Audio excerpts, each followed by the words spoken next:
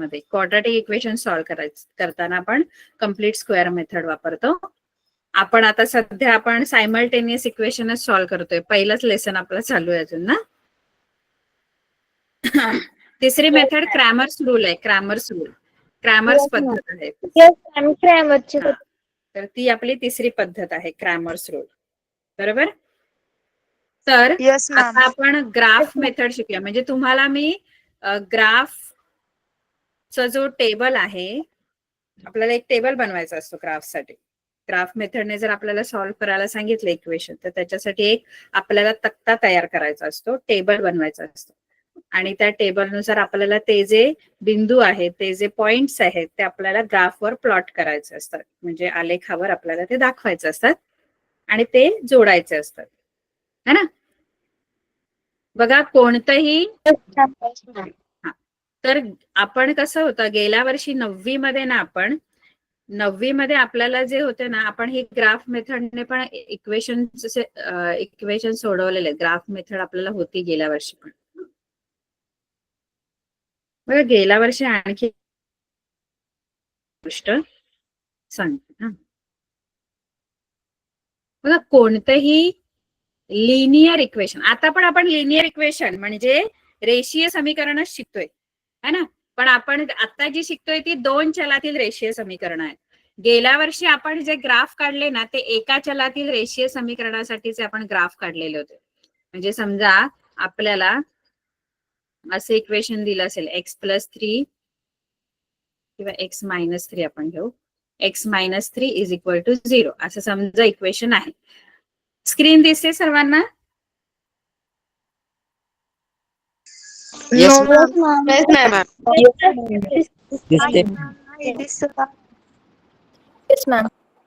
तर हे जे आहे नाही दिसत आहे स्क्रीन? दिसते मॅम.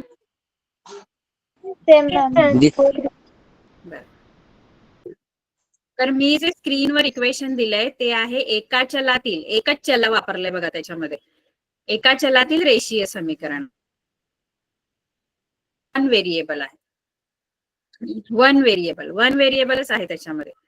मग याचं जे आपण काय करायचो, याचा जर ग्राफ तुम्हाला काढायचा आहे, तर याचा ग्राफ काढण्यासाठी तुमच्याकडे आपण बघा गेल्या वर्षी यांचे ग्राफ काढलेले होते linear equation in one variables. आपण काय करायचो, हा जो -3 आहे तो आपण तिकडे न्यायचो.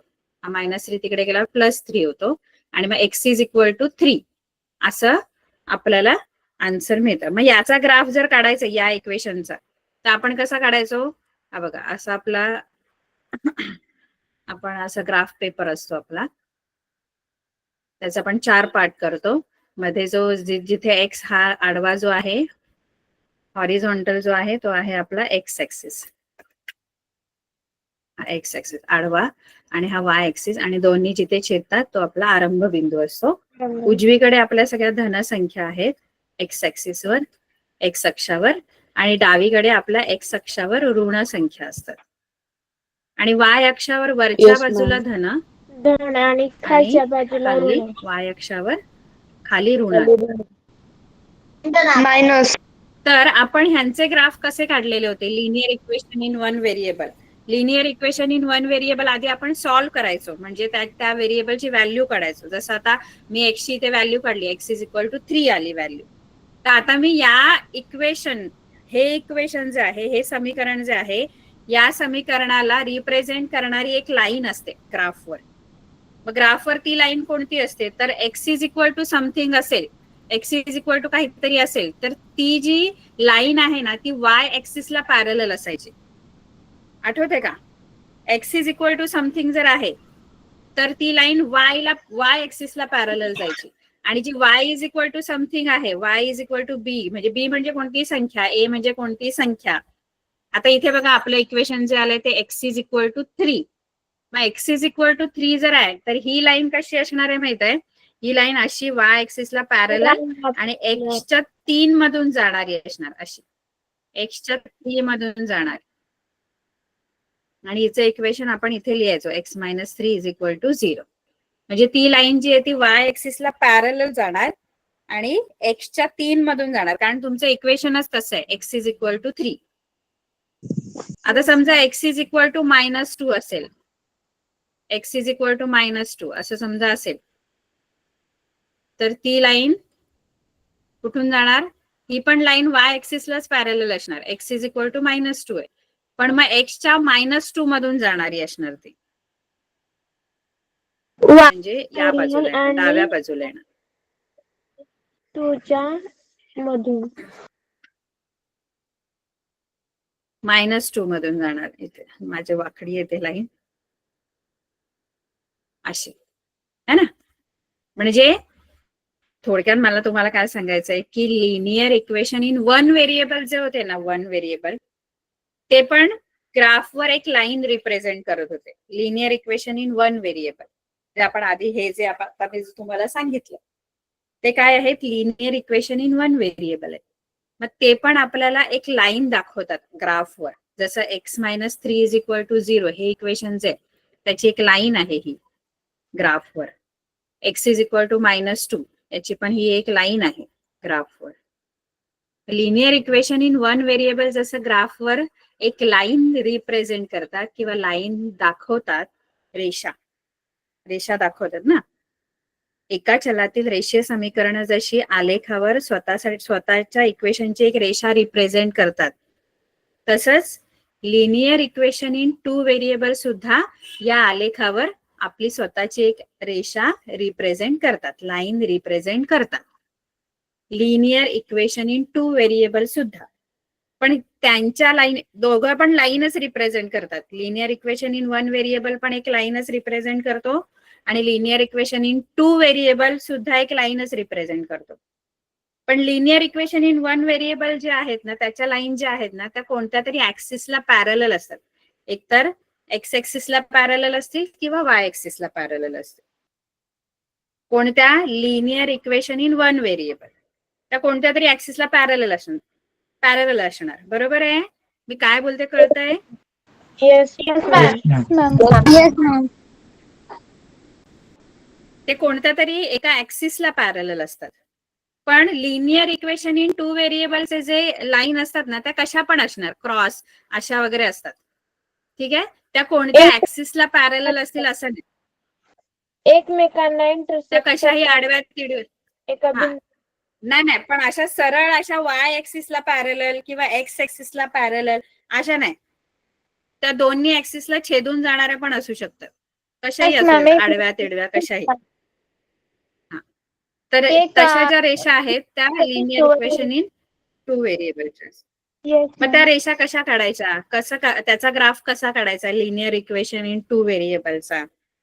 तर त्याच्यासाठी आपण गेल्या वर्षी एक मेथड शिकलेलो आहे. त्याच्यासाठी सुद्धा आपण काय करतो, तुम्हाला जर एखादं इक्वेशन दिलंय तर त्याच्यामध्ये आपल्या मनाच्या व्हॅल्यूज घ्यायच्या एक्सच्या जागेवर किंवा वायच्या जागेवर. तुम्हाला ज्या व्हेरिएबलच्या जागेवर आपल्या मनाची किंमत टाकायची त्या व्हेरिएबलसाठी तुम्ही किंमत घ्या, पण एकाच कोणत्या तरी व्हेरिएबलसाठी घेऊ शकतो, दोन्हीसाठी नाही.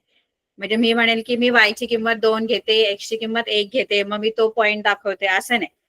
एका व्हेरिएबलची किंमत घ्या, ती किंमत त्या इक्वेशन मध्ये टाका आणि दुसऱ्या व्हेरिएबलची किंमत मिळवा त्या इक्वेशनवर. अशी मेथड आहे ती, अशी पद्धत आहे. मला जर पाहिजे तर मी एक्सच्या किमती माझ्या मनाच्या घेते, माझ्या मनाच्या मी एक्सच्या किमती घेईन कोणत्याही 3. मी समजा x इज इक्वल टू 0 घेतलं, 1 घेतलं, -1 घेतलं, आणि त्या व्हॅल्यूज काय करायच्या, आपल्याला दिलेलं जे समीकरण आहे त्या समीकरणामध्ये एक्सच्या जागेवर टाकायच्या. आता एक्सच्या जागेवर टाकल्यानंतर वाय राहतो फक्त, मग त्या वायची किंमत मिळवायची आणि अशी एक्स आणि वायची जोडी आलेखावर तो बिंदू x, y दाखवायचा. बघा आपल्याला इक्वेशन दिलेले आहेत, आपण बघूया गणित. अरे पुस्तक कुठे गेलं? तर इथे आपलं पहिलं गणित आपण बघूया. तुम्हाला आपण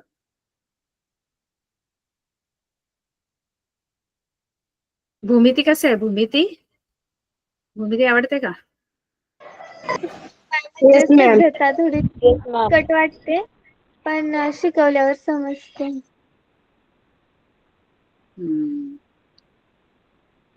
बीपीटी वगैरे बेसिक प्रोपोर्शनॅलिटी थेरम असेल. भाग दोन होणार नाहीत का? मी नाही ना, त्या मॅडम शिकवणार आहेत ना, आपल्या राधिका मॅम राधिका मॅम शिकवणार. मॅम मी त्यांच्या क्लासला नव्हते गेल्या म्हणून मला काहीच माहित नाही. मॅम आवाज खूप कमी येतोय. आवाज कमी येतोय माझा? नो मॅम येतोय, क्लिअर येतोय तुमचा. कमी येतोय. बर, आता आपल्याला कसं असतं माहित आहे, इथे गणित तुम्हाला एखादं समीकरण दिलं. माझा आवाज कमी येतोय? मॅम तिच्याकडे ना काहीतरी टेक्निकल इश्यू असेल. आमच्याकडे येतोय. मॅम येतोय. आपल्याला समजा आता x अधिक y बरोबर 4 असं समीकरण दिलं. तुम्हाला एक तक्ता दिलाय बघा इथे.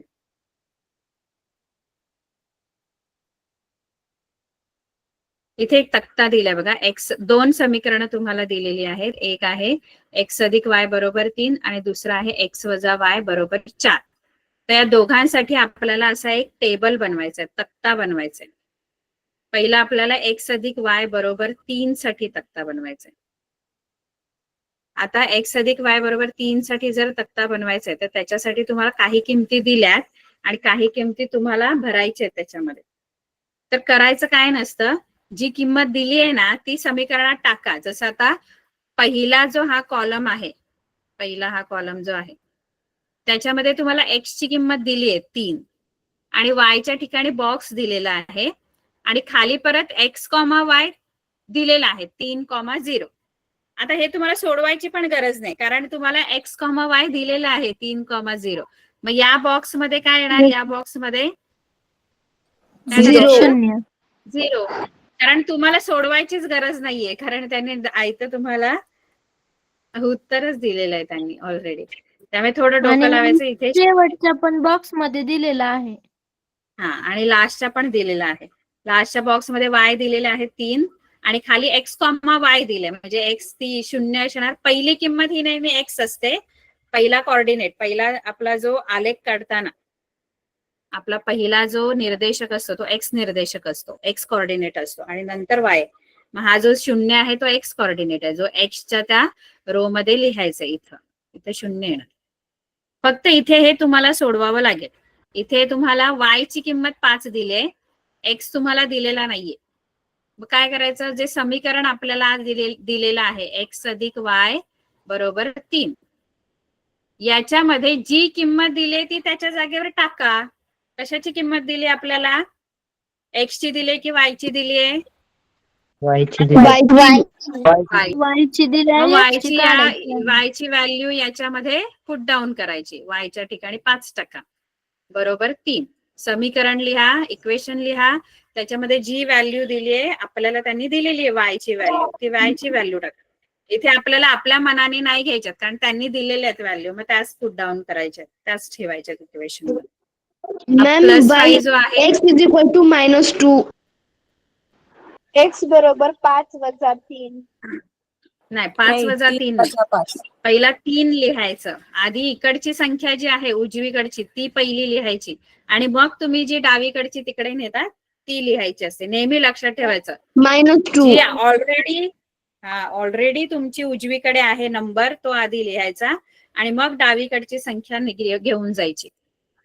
मग इथे 3 - 5 येणार. 5 - 3 आणि 3 - 5 मध्ये खूप फरक आहे, कारण 5 - 3 केले तर 2 वजा 2 बरोबर -2. मग इथे तुमचं -2 येणार आणि इथे -2,5 असे येणार. बरोबर आहे? Yes ma'am.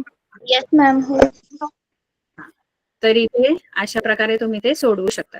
आता दुसरं जे इक्वेशन दिले, दुसरं समीकरण जे दिले ते पण सेम समीकरण वेगळं आहे, पण तेच करायचं आपल्याला. इथे तिसरा कॉलम त्यांनी पूर्ण भरून दिलेला आहे. त्यांनी पहिला आणि दुसरा कॉलम आपल्याला भरायचा आहे. आता पहिल्यामध्ये पण तुम्हाला एकच किंमत दिली, त्यामुळे ती तुम्हाला पुट डाऊन करूनच उत्तर काढावं लागेल. मगाच सारखं इथे आयतं दिलेलं नाहीये उत्तर. बरोबर ना? Yes ma'am. मग इथे x - y = 4 असं equation. X minus Y is equal to 4. आता इथे पहिल्या कॉलम मध्ये तुम्हाला वाय दिलाय की एक्स दिलेला आहे? पहिल्या कॉलम मध्ये बाय दिलेलं आहे. वाय दिला. आणि F ची किंमत मग काढायची वायच्या आहे. ठिकाणी 0 टाका. हा, मग वायच्या ठिकाणी 0 टाका. वाय दिलेला ना, मग वायची किंमत टाका. आता हा मॅम वजा 0 इकडे नेऊन अधिक 0 टाका. मॅम एक्स ची किंमत 4 येते. बोला. X बरोबर हा, 4. 4 येणार. इथे मग एक्सच्या जागेवर 4 आणि एक्स कॉमा वाय किती लिहिणार? 4 4, 4,0. 4,0. बरोबर. आता पुढे इथे आपण -1 एक्सच्या ठिकाणी टाकायचे. सांगा बरं मला व्हॅल्यू. एक्सच्या ठिकाणी -1 टाका आणि वाय काढा बघू कसे काढतात. बरोबर सोडवता का? X minus Y is equal to 4. Ma'am y is equal to 3. Yes ma'am Y is equal to 5 पण येत नाही आणि वाय इज इक्वल टू 3 पण येत नाही. नाही, मी सांगते बघा, इकडे लक्ष द्या. तुम्हाला हेच कळलं पाहिजे. हे इक्वेशन सोडवताना तुम्हाला व्यवस्थित चिन्हांना बघावं लागेल. चिन्ह काय आहेत बघा, मी सांगते. लक्ष द्या व्यवस्थित. इथे मी सोडवते. नाही, चूक नाही, -3 पण नाही. मी सांगते बघा, लक्ष द्या ना मुलांना. कुठे गेलं?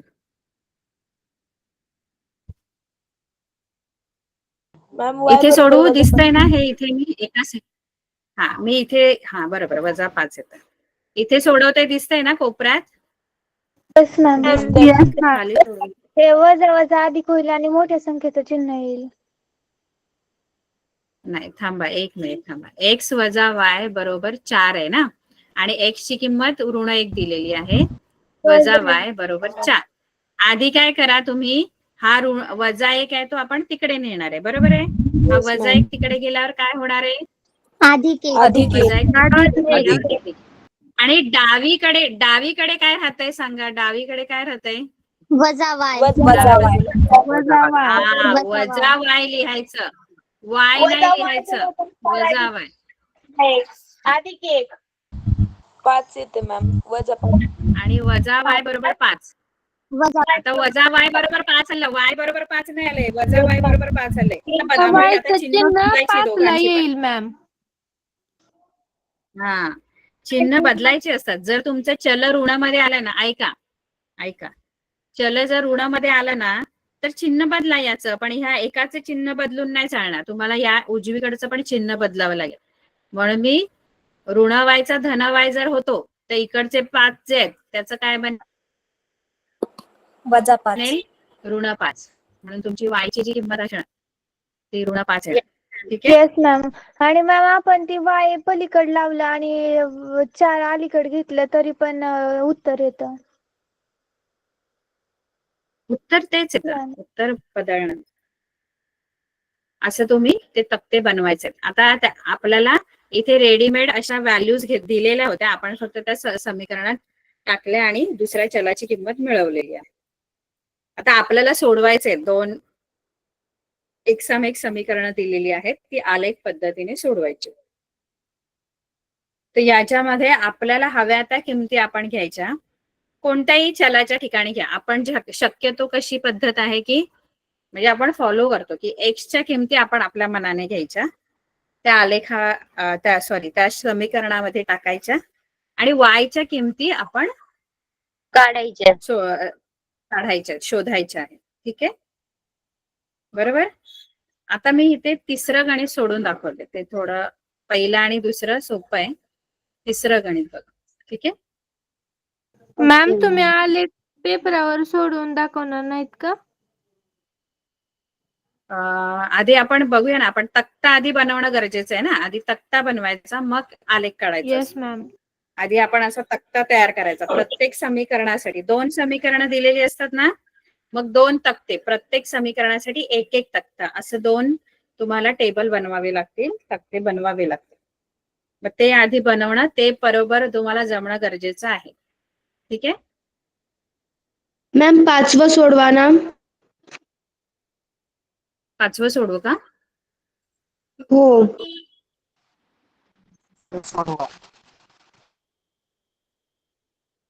ठीक आहे, मला समीकरण सांगा फक्त. ते एकच सोडून दिलं तरी बस आहे, म्हणून मी 1, 2 सोडून दाखवणार होती. पण 1 5वं दिलं फक्त तर चालेल का? हो एकच मॅम. गणित. समीकरण सांगा मला फक्त, इक्वेशन सांगा कोणते कोणते. 3x - 4y is equal to -7. आणि दुसरं समीकरण 5x - 2y is equal to 0. हा, आता इथे आपण आधी या समीकरणासाठी तक्ता बनवूया. पहिल्या समीकरणासाठी, फर्स्ट इक्वेशन साठी. हे तुमचं सेकंड इक्वेशन. पहिल्या इक्वेशन साठी मी तक्ता बनवते. मी माझ्या मनाच्या व्हॅल्यूज एक्सच्या व्हॅल्यूज मी माझ्या मनाच्या घेते. तर समजा मी पहिल्या समीकरणासाठी पहिली व्हॅल्यू जी एक्सची माझ्या मनाची घेतली ती 0 घेतली, 0. आता मी काय करेन, ही जी व्हॅल्यू आहे ती या इक्वेशन आधी लिहिते आणि या इक्वेशन मध्ये पुट डाऊन करते. एक्सच्या जागेवर मी आता बघा काय एक्सच्या जागेवर काय टाकणार आहे मी आता?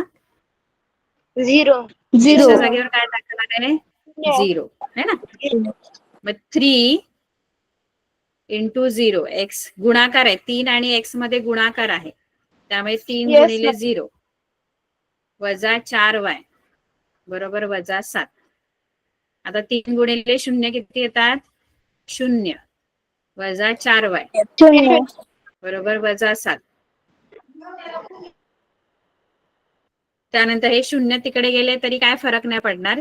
इथे काय राहणार? ऋण 4y राहतील आणि इथे वजा 7 अधिक 0 लिहा किंवा वजा 0 वजा 4y वजा 7 वजा 0 किती?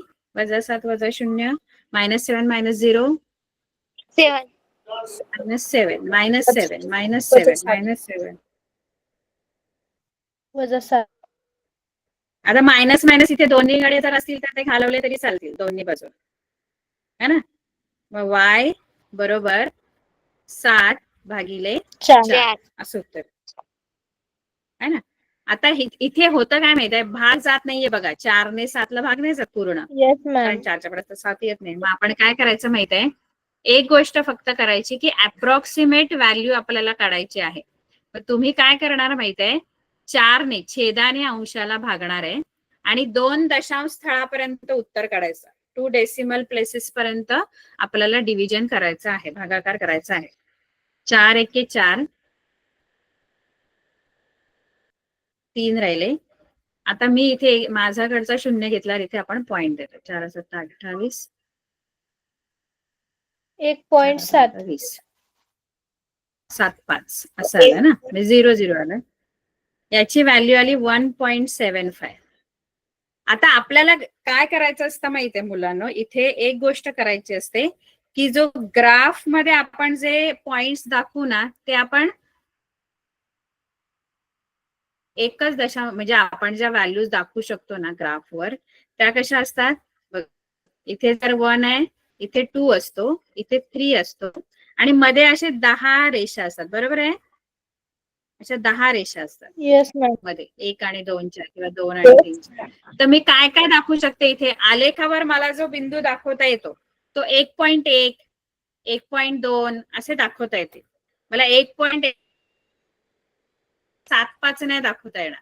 मला 1.7 दाखवता येईल. 1.7 म्हणजे 1 नंतर 7वी रेषा, 1 आणि 2च्या मध्ये जी 7वी रेषा आहे ती, किंवा 1.8 दाखवता येईल, 8वी रेषा. मग आपण काय करायचं असं माहितीये, 2 दशांश स्थळापर्यंत भागाकार करायचा. भागाकार करताना 2 दशांश स्थळापर्यंतच करायचा. पण मग त्याला काय करायचं, अप्रॉक्सिमेट व्हॅल्यू त्याची 1 डेसिमल प्लेस पर्यंत आणायची. कारण मला आलेखावर 1.75 दाखवता येणार नाही. मला आयदर 1.7 दाखवता येतील किंवा 1.8 दाखवता येतील. मधली व्हॅल्यू 7वी रेषा आणि 8वी रेषामध्ये कुठे कसं दाखवणार मी? कारण 7वी नंतर लगेच 8वी रेषा असते. त्या जवळजवळ असतात त्या 10 रेषा ज्या आहेत आलेखामध्ये. आलेख वही बघितले ना जेव्हा आपण हा तर 1 आणि 2 किंवा 2 आणि 3 यांच्यामध्ये 10 रेषा असतात छोट्या छोट्या छोट्या छोट्या अशा. है ना? तर मॅम आता तुम्हाला 1.8 घेणार ना 1.8. हा तर आपण काय करणार माहित आहे मुलांनो, 2 दशांश स्थळापर्यंत कशासाठी आपण भागाकार करायचा असतो, कारण हा जो दुसरा दशांश स्थळानंतरची दुसरी संख्या आहे ना ती फक्त आपण चेक करायला की आपल्याला जी आधीची संख्या आहे म्हणजे ही जी 7 आहे ती मला 1 ने वाढवायला लागणार आहे की ती तशीच ठेवायला लागणार आहे. त्याच्यासाठी फक्त पुढची संख्या आपण काढतो दुसऱ्या दशांश स्थळापर्यंत. कारण दुसऱ्या दशांश स्थळाची जी संख्या आहे सेकंड डेसिमल प्लेसचा जो नंबर आहे तो 5 किंवा 5 पेक्षा ग्रेटर असेल, 5 किंवा 5 पेक्षा मोठा असेल, तर मग मी आधीची जी संख्या आहे ती 1 ने वाढवते. कारण मला ग्राफ मध्ये कसं आहे माहिती आहे, ग्राफ मध्ये मला परफेक्शन पाहिजे. कारण कधी कधी खूप म्हणजे आपलं जे आन्सर आहे ना, आपलं उत्तर आहे ना, त्यात खूप तफावत येते, खूप डिफरन्स येतो, म्हणजे आपल्याला परफेक्ट असा आन्सर नाही मिळत. तर त्याच्यासाठी तुम्हाला हे सगळे फॉलो करणं आपल्याला गरजेचं आहे. कारण बघा आपण जर आपण आधीची जी पद्धत वापरली ना, आपण जी आधी पद्धत कोणती वापरली सहगुणक समान करून, त्याच्यामध्ये ज्या किमती मिळतात त्या परफेक्ट मिळतात आपल्याला, एक्स आणि वायच्या ज्या व्हॅल्यूज मिळतात. पण ज्या ग्राफ मध्ये मिळतात ना त्या कधी कधी खूप अशा म्हणजे जे उत्तर आहे ना त्याच्यापेक्षा जरा काय चुकलं ना आलेखामध्ये आपलं की त्या उत्तरामध्ये खूप डिफरन्स येतो. म्हणजे जिथे तुमची एक्स ची व्हॅल्यू 3 असायला पाहिजे तिथे तुमची 5 येते किंवा कधी कधी 6 येते. मग ते खूप डिफरन्स झाला ना, तो डिफरन्स येता कामा नये. म्हणून मग हे सगळे रूल फॉलो करायचे असतात. आता मी जी बडबड केली ती कळली तुम्हाला? Yes ma'am. नाही. कारण उत्तरामध्ये तफावत थोडी चालते, थोडा डिफरन्स चालेल तुमच्या आन्सर मध्ये. म्हणजे 4.5 चालेल किंवा 5 पण चालेल. 4.4 उत्तर असेल तर 5 पर्यंत ते लोक ऍडजस्ट करतात. पण त्याच्या पुढे जर तुमचं उत्तर गेलं तर तुम्हाला चुकीचं म्हणजे एवढी सगळी मेहनत करून मग ते उत्तर चुकतं ना आपलं. त्यामुळे ग्राफ मेथडला आहे सोपी मेथड. मेहनत तुम्ही जी कराल त्याचं आपला ग्राफ मध्ये तुमचं उत्तर बरोबर आलं पाहिजे, तर ती सगळी मेहनत तुमची तिथे त्याचं फळ तुम्हाला मिळेल, म्हणजे मार्क मिळतील सगळे. कळलं ना? मेन उत्तरच आपलं जर चुकीचं असेल तर मग मार्क कमी होणार आपले. Yes ma'am. एक्स वाय ची किंमत काढून उपयोग नाही. ते मॅम ग्राफ मध्ये 1.75 कसं काय दाखवता येईल? नाही ना दाखवताय ना, तेच तर ना सांगते ना. म्हणून आपण काय करायचं असतं की उत्तर 2 दशांश स्थळापर्यंत का काढायचं, कारण आधीचा पहिला दशांश स्थळाचा जो नंबर आहे, संख्या आहे, ती 1 ने वाढवायची की नाही वाढवायची ते डिसाइड करण्यासाठी. आता ते डिसाइड, आता 1.75 आहे तर 1.75 चा हा जो नंबर आहे ना दुसरा, हा डिसाइड करेल की 7 ला मी 1 ने वाढवू, 8 करू की 7च ठेवू. मी या 7 ला 8 करू की मी त्याला 7च ठेवू. हे कशावरून ठरेल तर या दुसऱ्या संख्येवरून. ही दुसरी संख्या पुढची 7च्या पुढची संख्या जर 5 आणि किंवा 5 पेक्षा मोठी असेल, म्हणजे 5, 6, 7, 8, 9 याच्यापैकी कोणतीही संख्या जर इथे आली ना तर इथला हा जो 7 आहे ना तो 8 होईल, म्हणजे 1 ने वाढेल.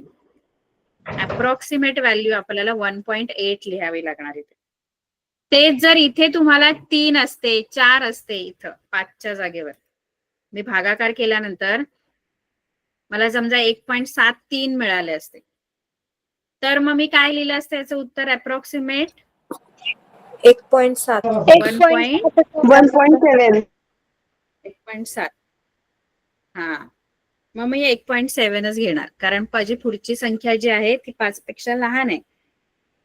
5 असेल किंवा 5 पेक्षा मोठी, 5 किंवा 5 पेक्षा मोठी तर आधीची संख्या 1 ने वाढवायची. मग ह्याचा अप्रॉक्सिमेट आन्सर तुम्ही 1.8 लिहिणार. 1.8. ठीक आहे. आता ही एक व्हॅल्यू झाली माझी, मी एक व्हॅल्यू पुट डाऊन केली. आता अशा 2 अजून व्हॅल्यूज तुम्हाला घ्याव्या लागतील. आता मी कोणती घेऊ? एक्सच्या जागेवर मॅम 0 घेऊन वन. झालं, आपण 1 घेऊ. त्यानंतर मी इक्वेशन लिहिते. इक्वेशन लिहिते. एक्सच्या जागेवर मी आता 1 टाकते. 3 × 1 - 4y इज इक्वल टू -7. 3 1 जा 3 येणार, -4y इज इक्वल टू -7. हे 3 तिकडे न्या. इकडे -4y जे आहे ते मायनस लिहायचा. बरीच मुलं इथे चूक करतात की जे मायनस साईन आहे ती लिहितच नाही इथे. म्हणजे हा नंबर तिकडे नेला ना की ही साईनच लिहायचं विसरतात. मायनसची जी ही साईन आहे ना ती लिहायचंच विसरतात. ते डायरेक्ट 4y लिहितात फक्त. पण ही 4y ची साईन मायनस आहे, ती लिहिणं गरजेचं आहे त्याच्या बरोबर. हे 3 जे आहेत ते तिकडे गेले तर 3 जी आहे ती 3 ची साईन नाही आहे मायनस त्याच्या बरोबर तिकडे जायला. मायनस ही 4y ची साईन आहे. आणि ते -7 -3 वजा होईल मॅम. आता हे 3 प्लस आहेत ते तिकडे जाऊन वजा होणार. आणि हे -4y -7 -3 -10 होणार. इथे मायनस मायनस परत दोन्ही साईडनी जाणार आहे. आणि y बरोबर 10/4 येणार. 10/4 म्हणजे डिव्हिजन कर. 5/2 म्हणजे 2.5 येणार. 2.5. आता इथे तुम्हाला अप्रॉक्सिमेशन करायची गरज नाही कारण तुमचं 1 दशांश स्थळापर्यंतच उत्तर येते. त्यामुळे हे आपण दाखवू शकतो आलेखावर. बरोबर आहे. याला परत अजून कमी नाही करायचं, हे एवढंच ठेवायचं 1 दशांश स्थळापर्यंत. बरोबर का? हे कळलं? Yes ma'am. त्याच्यानंतर तुम्हाला तिसरी व्हॅल्यू तुम्ही घ्या. आपण -1 घेऊया का की 2 घेऊया? काही घेऊ शकता. 2 घ्या किंवा मॅम -1 2 घेऊ. 2 घेऊया. ठीक आहे. 2. इक्वेशन लिहू आपण. इक्वेशनच दिसेल. 3x - 4y.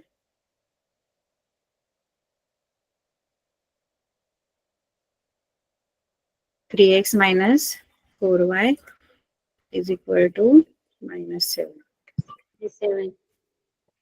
ते 3 × 2 एक्सच्या जागेवर 2 टाकले आपण. -4y is equal to -7.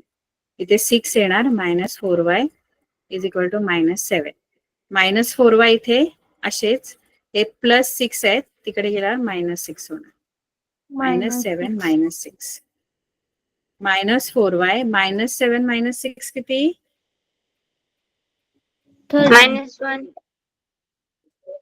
13 ma'am. -1 नाही बाळा. हा मॅम 13. इथे ऍडिशन होईल ना. सेम वजा 13 आणि त्या दोघांचे सेम चिन्ह साईन कट आहे. होतील मॅम. हा सारखी चिन्ह असल्यावर बेरीज होते. नाही वजा एक उत्तर नाही येणार याचं कारण चिन्ह सारखी आहेत ना. सारखी चिन्ह असल्यावर बेरीज होते त्यांची. आणि मोठ्या संख्येचे चिन्ह असं -13 येणार. आणि मग मायनस मायनस कट होणार. आणि मग तुमचं उत्तर येणार 4y is equal to 13 आणि y is equal to 13/4. आता याचं मला डिव्हिजन करावं लागेल. 4 त्रिक 12. 2.8.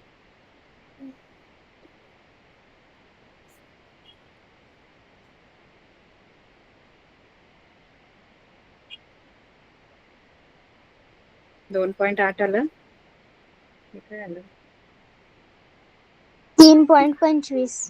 4 दुणे 4 दुणे 4 त्रिक 12 ना. 4 त्रिक 12 2.5 नाही ना. 4 त्रिक 12 1 राहील. गुणाकार चुकला. गुणाकार नाही भागाकार करायचा आपल्याला. 3.25. आता याला अप्रॉक्सिमेट करावं लागेल कारण 2 दशांश स्थळ आलेले. मग दुसरी संख्या ही 5 आहे. मग आधीची संख्या ही काय करावी लागेल? 1 ने वाढवायची. 2. Yes ma'am. मग काय येईल व्हॅल्यू? तीन काय पॉइंट येईल तीन आपलं उत्तर? 3.3. 3.3 व्हॅल्यू काय येईल? 3.3. 3.3. आता आपल्याला एक असा टेबल बनवायचा आहे.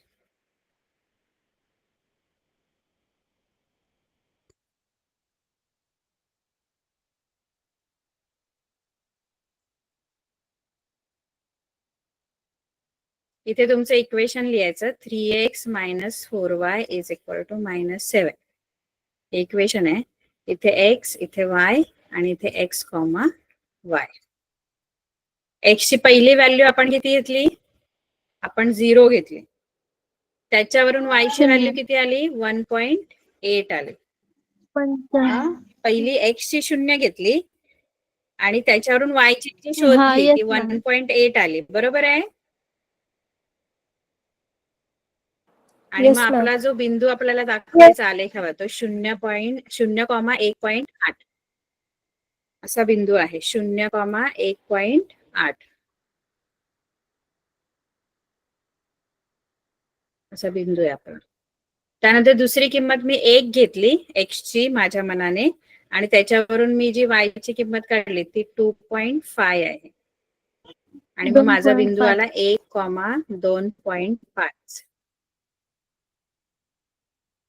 त्यानंतर -1 नाही 2 घेतली ना आपण 2 घेतली आणि त्याच्यावरून Yes, मला ma'am. व्हॅल्यू मिळाली 3.3. 3.3. माझा बिंदू आला 2,3.3. कळलं? आता हे Yes, ma'am. बिंदू मला आलेखावर दाखवायचे. आता हे माझं एकाच इक्वेशनचा तक्ता बनलाय. असा सेम तक्ता आपण दुसऱ्या इक्वेशनचा सुद्धा बनवायचा आहे. दुसरं इक्वेशन आपलं काय होतं? 2x - 5y = 0 असं इक्वेशन आहे आपलं दुसरं. असंच आहे ना? 2x - 5y = 0. Ma'am 5x - 2y okay ना? = 0 आहे. झोपले ना? असं उलट आहे का? अच्छा. 5x. 5x - 2y = 0. झोपले का काय? तुमची झोपायची वेळ झाली का काय? 5x - 2y = 0. आता इथे मी एक्सच्या माझ्या मनाच्या व्हॅल्यू टाकते. पहिला मी सेम घेतला त्याच तरी चालते. x 0 घेते ते मी इथे इक्वेशन मध्ये एक्सच्या जागेवर टाकते. पहिलं इक्वेशन लिहायचं. नेहमी इक्वेशन आधी लिहायचं. मग त्याच्यात किंमत टाकायची. 5 0 5 गुणिले 0 वजा 2y = 0. 5 गुणिले 0 0 येणार वजा 2y 0 - बरोबर 2y 0. = 0.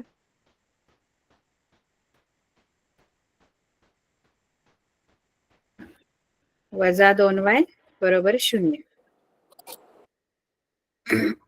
आता इथे हा जो वजा आहे ना हे y ला तर हे तुम्ही धन करू शकतात. पण इथे तर 0 आहे. शून्याला काही चिन्ह नसतं. म्हणून तुम्ही काय करू शकता? असंच चिन्ह काढून टाकलं तरी शून्याला चिन्ह नसल्यामुळे हा 0च येणार. आपण काय करतो? वायच्या पदाला जर इथे ऋण चिन्ह असेल तर आपण दोन्हीकडचं चिन्ह बदलतो. है ना? बरोबर ना? Yes ma'am. ते दोन्हीकडून जात असतील तर ते घालवायचं. आता इथे y 2 इकडे जाऊन भागिले होणार 0/2. 0/2 म्हणजे 0च येतो. हे कळलं मी काय केलं? हो मॅम. हे कळलं? इथे काय केलं मी? Yes, ऋण ma'am. 2y चिन्ह बदललंय. त्यानंतर मी आणखी एक संख्या घेते. x = 1. 5x - 2y = 0. 5 गुणिले 1 एक्सच्या जागेवर 1 टाकायची. आता 5 × 1 = 5 वजा 2y = 0. परत इथे वजा 2y ठेवायचे आधी आणि हे +5 तिकडे जाऊन -5 होणार. म्हणजे हे 0 उजवीकडचे 0 आधी लिहायचे मग ते 5 इकडे येऊन वजा होणार. वजा 2y 0 - 5 किती येतात? 0 - 5 0 - 5 वजा 5. -5. वजा 5. आणि इथे आता मायनस कट होऊ शकतं. दोन्ही बाजूला आहेत ना, मगाशी नव्हते. Minus minus. आणि मग आता हा 2 तिकडे जाऊन डिवाइड होणार, भागिले होणार. 5/2 म्हणजे y 2.5 येणार.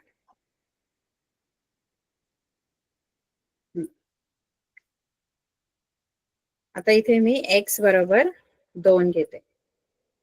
5x - 2y बरोबर 0 असं समीकरण आहे. एक्सच्या जागेवर 2 टाकते आता. 5 गुणिले 2 वजा 2y बरोबर 0. 5 दुणे 10 होतात. वजा 2y बरोबर 0.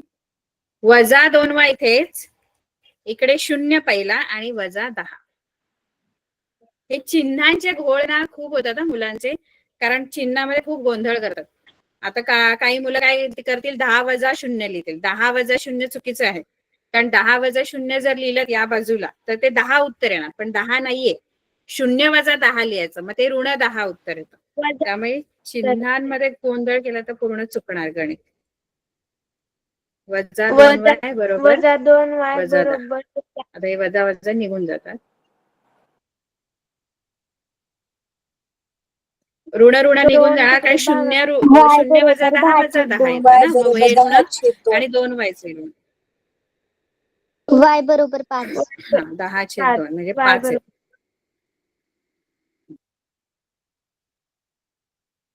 बघा हा पटापट झाला आपला. हा ह्याच्या किमती पटापट टाकून झाल्या, कारण हे थोडं सोपं समीकरण होतं.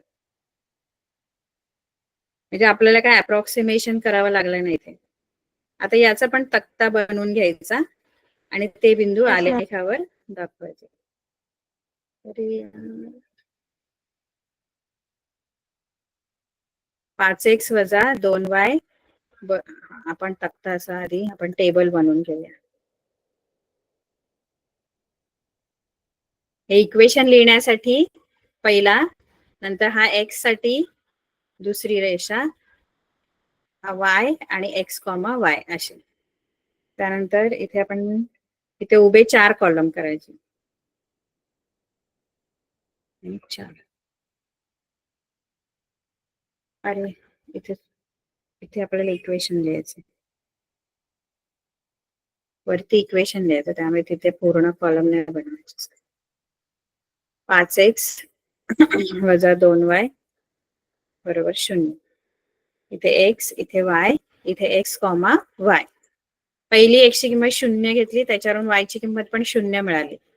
मग इथे तुम्हाला मिळेल इक्वेशन निर्देशक 0,0.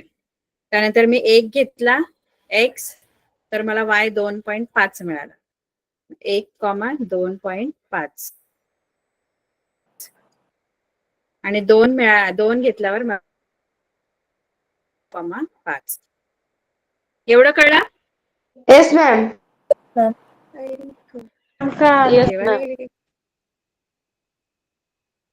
अरे मुलं एवढी कमी का झाली? पूर्वी मुलं अशी खूप असायची, 40-50. आता मुलंच नसतात तुमच्या 10वीच्या वेळेला क्लासमध्ये. ठीक आहे, असे आपले 2 तक्ते झालेले आहेत. तर मला हे दोन्ही तक्ते आता आलेखावर दाखवायचे आहे. दोन्हीचे जे बिंदू आहेत ते आलेखावर प्लॉट करायचे आहेत. तर मला आलेख काढताना काही गोष्टी लक्षात ठेवायच्या असतात.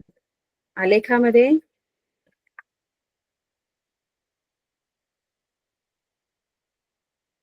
सरळ रेषा करून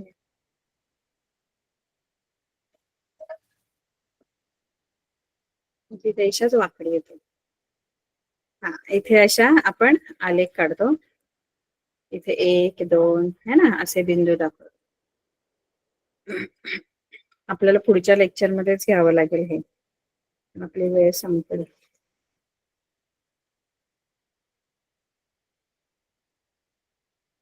हे तुम्ही ट्राय करा घरी गणित. हे आलेखावर बिंदू दाखवायचे. इथे 0 आहे, ऋण 1, ऋण 2. Okay ma'am. हा, तर पहिला बिंदू आपला कोणता होता? 0,1.8. 0,1.8 कुठे येईल? हा बिंदू आहे ना, हा बिंदू y अक्षावर येईल बघा.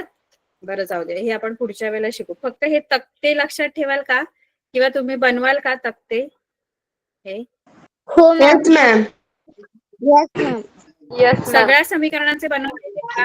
आपल्याला जे ओके आलेख मॅम. नका काढू पण तक्ते तयार करा. हे जे दुसऱ्या दुसरा जो प्रश्न आहे ना त्याची जेवढी पण समीकरणं आहेत ना त्यांचे तक्ते तयार करा. फक्त आलेखावर कसे दाखवायचे ते मी सांगते. ठीक आहे. Okay ma'am. वेळ संपली. पुढच्या लेक्चरला भेटू.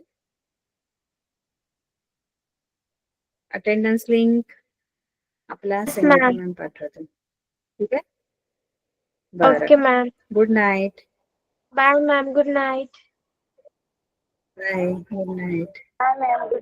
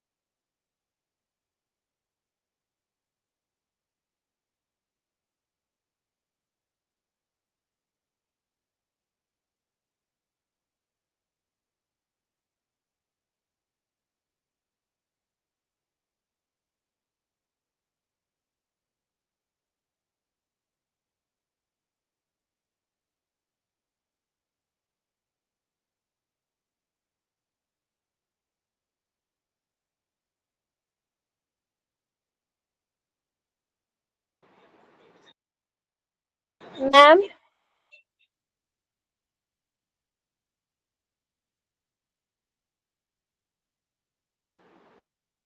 संगीता मॅम.